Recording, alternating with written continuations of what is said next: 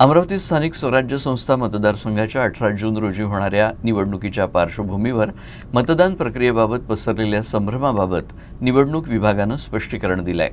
मतदारांनी केवळ आपल्या पसंतीच्या एका उमेदवाराला क्रमांक 1चं मत दिलं आणि इतर उमेदवारांना पसंतीक्रम दिला नाही तरीही ते मतदान पूर्णपणे वैध आणि ग्राह्य धरलं जाईल, अशी माहिती उपजिल्हा निवडणूक अधिकारी शिवाजी शिंदे यांनी दिली आहे। या मतदानाकरिता जे मतदार आहेत ते आपले महानगरपालिका आणि नगरपालिकांचे सर्व नगरसेवक या ठिकाणी मतदार असणार आहेत।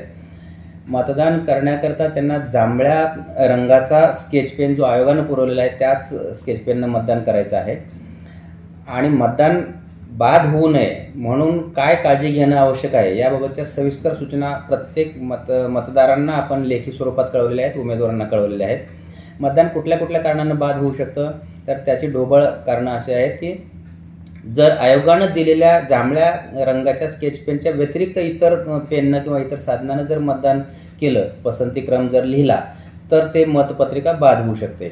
पसंतीक्रम लिहित असताना पसंतीक्रम हा फक्त अंकामध्येच लिहिणं आवश्यक आहे।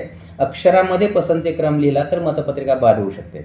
पसंतीक्रम लिहित असताना एक हा पसंतीक्रम कुठल्या ना कुठल्या उमेदवाराला लिहिणंच कंपल्सरी आहे। जर एक हा पसंतीक्रम नाही लिहिला तर ती मतपत्रिका बाद होऊ शकते।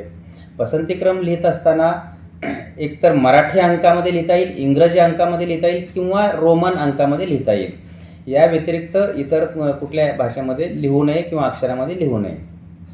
एक पसंतीक्रम लिहिला आणि उर्वरित पसंतीक्रम नाही लिहिले तरी चालतील, तथापि एक पसंतीक्रम नाही लिहिला आणि डायरेक्ट 2 किंवा 3 लिहिलं तर ही मतपत्रिका बाद होऊ शकते। अशा पद्धतीनं जे काही कारणं आहेत तर त्याची काय दक्षता घ्यावी याबाबत सर्व लेखी सूचना सर्व उमेदवारांना देण्यात आलेल्या आहेत।